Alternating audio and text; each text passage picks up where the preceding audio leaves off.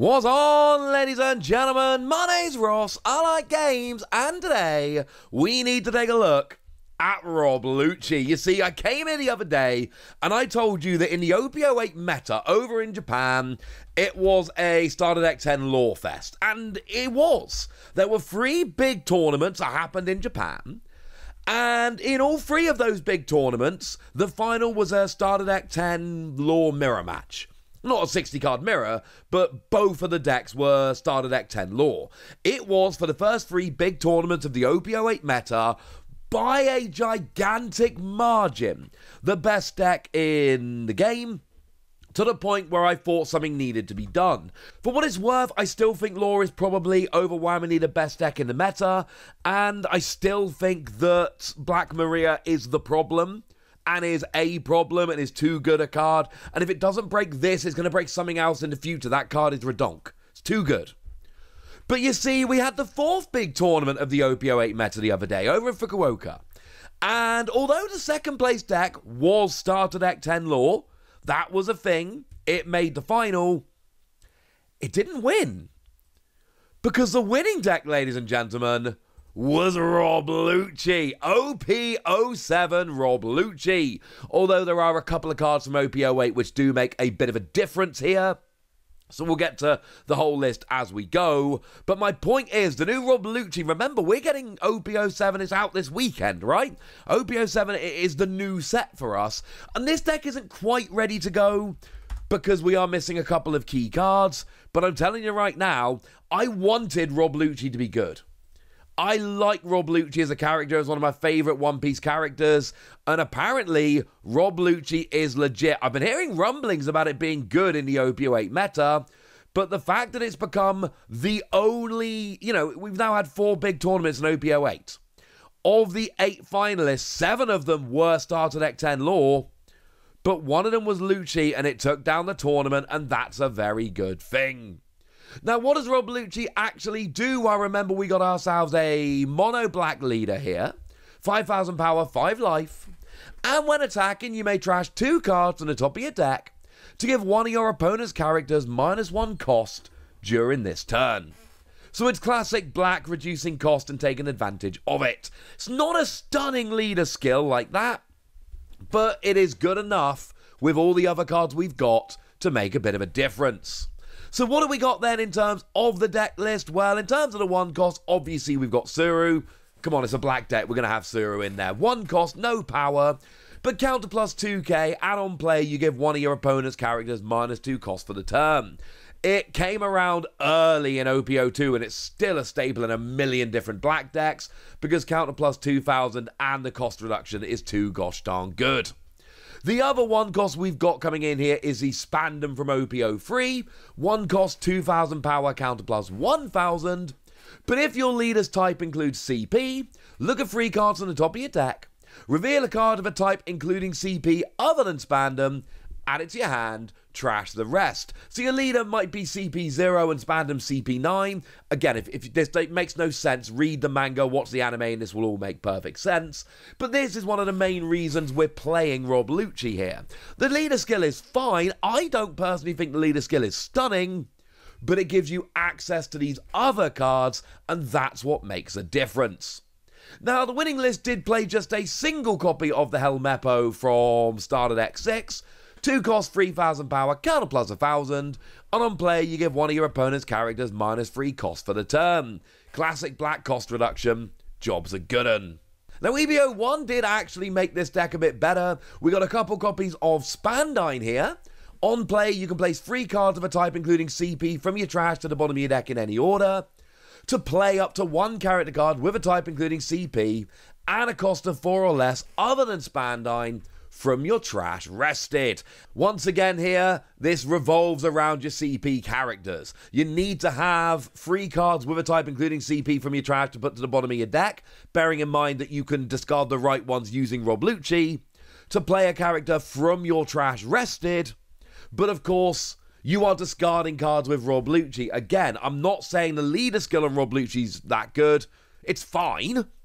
But I'm saying the fact that you're discarding and you're playing a CP deck here, means that this all starts to work really quite nicely indeed. The combos are working rather nicely.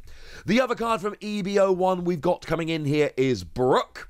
That is a free cost 4,000 power, counter plus 1,000, and on play and when attacking, give one of your opponent's characters -1 cost for the turn, and then KO a 0 cost character. And of course, I've already shown you some cost reduction. We're going to see some more in a minute. So, yeah, you'll get the right character down to 0 a lot of the time. Now, Borsalino is a staple that we see in these black decks all the time. It's a great card because it's a blocker that cannot be KO'd by effects and gets 1,000 power on your opponent's turn. So it ends up being a 6k blocker that your opponent has to KO with an attack rather than KOing with an effect. And obviously a lot of the time what you want to do with these annoying blockers is KO them with an effect so that your attack goes through rather than having to waste your attack taking them out. Ha, gutted, not going to work. So that's Borsalino, that's one we see all the time. Hina is another one that comes in a lot of these black decks. Now we've got another CP character here, and it's a 4 cost, so yes, that means you absolutely will be able to play this using Spandine here. That will absolutely work.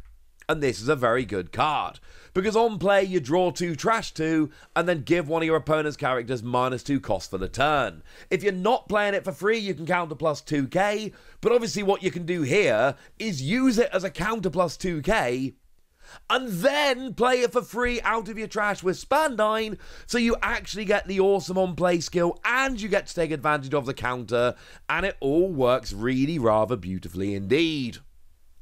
And look, it's a black deck, right? So we know we're going to be playing Rebecca. 4 cost, no power, but you've got blocker. And on play, you can add a black character of a cost of 3 to 7 other than Rebecca from your trash to your hand. And then play a character with a cost of 3, a black character, with a cost of 3 or less from your hand rested. It's a phenomenal card. It recovers and it plays for free and it's a blocker. You add all that up, it's ridiculous. And then we've got Rob Lucci, who again is a 4 cost CP character, so can be played for free with Spandine here. And oh yeah, that seems pretty good, because Rob Lucci's busted. The Rob Lucci leader is okay, the Rob Lucci character is busted. What we've got here is on play, you can place 3 cards from your trash to the bottom of your deck in any order, and you KO a 2 cost and a 1 cost. But again, we've got all of the cost reduction skills. I've shown you a bunch of them already. So what you do is you use those cost reduction skills to get the right characters down to a 2 cost and a 1 cost. Then you go and drop your Rob Lucci to KO a pair of them at once. It's redonkulous. Now from here on, they're above 4 costs, so they can't be played for free with Spandine. I'm sorry. But we've got ourselves a Kaku here. 5 cost, 6,000 power, counter plus 1,000. You may put 2 cards of a type, including CP, from your trash to the bottom of your deck in any order. Bearing in mind your leader will make sure the right ones are in the trash. To KO a 3 cost or less. Brilliant. We're playing cards to reduce cost, and we're playing a leader that will allow us to trash the right cards to make sure we got enough cards in the discard or the trash for this to fire. Sounds good to me. Now, page 1 is one of 2 proper job new cards in here. 2 of the cards from OP-08, which are coming around and making a little bit of a difference. Firstly, we got counter plus 2k, which is amazing. And then on play, you trash a card from your hand, not the end of the world for all the reasons we've just mentioned, and then you get to KO a 3 cost or lower of your opponent's characters. And again, with all the cost reduction, that's not really a 3 cost, it's quite a bit more. But it's also got a really nice trigger that just KOs a 3 cost or lower character. You don't need to muck about here. You don't need to do anything else. That's what it does as a trigger. That's pretty good. The other new card from OP-08 is Jack. Now, Jack has got a standard skill that gives it +4 cost, puts it up to an 11, and that gives it a measure of protection against these decks which are trying to lower cost again, which is cool. It's also got an activate main, rest this character, draw a card, trash a card from your hand, and then KO one of your opponent's 3 cost or lower characters. That's kind of awesome. That is a lot going on in one go, but it works really rather nicely. Because you don't mind not attacking. You're just doing the automatic KO anyway. Plus, you're drawing a card. Trashing a card, not a huge problem. And then, of course, you've got the extra cost as well, which is nice. Like this card is good. Plus, it's pretty powerful. And then, obviously, it's a black deck. You're playing Gecko Moria. Gecko Moria is busted. 8 cost, 9,000 power, no counter. But on play, you get to grab a 4 cost or less and a 2 cost or less character from your trash. One gets played active, one gets played rested.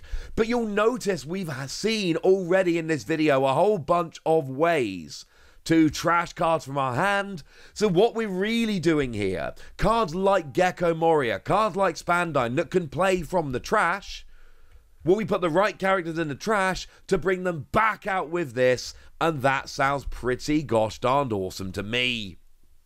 Now, in terms of event cards, we do have a couple here. We've got ourselves 6 King Pistol, a 0 cost event card, and as a counter, you trash a card from your hand to get a 3k bump to your leader or character. And as a trigger, you draw a card and then KO a 1 cost or less, which again is not really a 1 cost or less, probably because of all of our other skills. We've then also got ourselves Tempest Kick, which lets you draw a card, and then if you've got 10 or more cards in your trash, not difficult with all the discard we've got, you give one of your opponent's characters -3 cost for the turn. And then as a trigger, you KO one of your opponent's characters with a cost of 3 or less. We've got some good triggers here, but bearing in mind both of these event cards are CP cards, so all of those things that we saw, we had to put 3 cards of a type including CP for your trash at the bottom of your deck, yeah, these event cards will also count.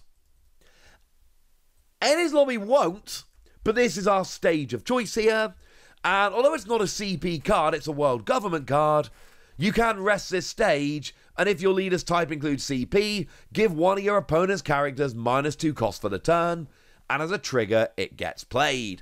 Another reason why we're happy playing Rob Lucci.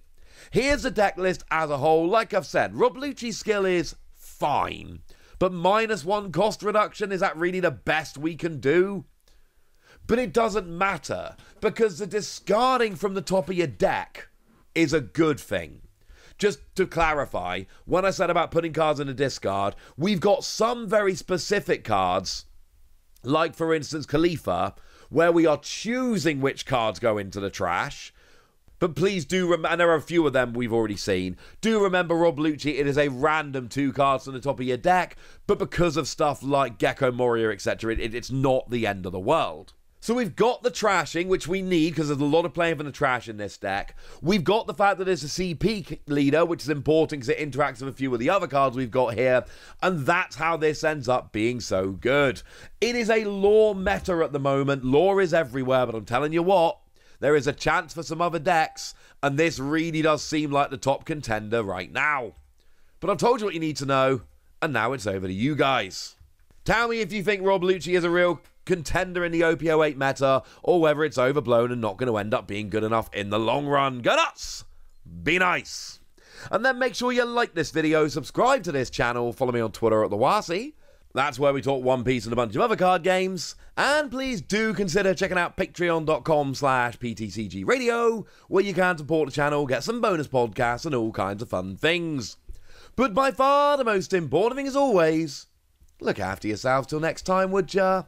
Thank you very much for watching. My name's Ross, and you've been watching Wasi Plays.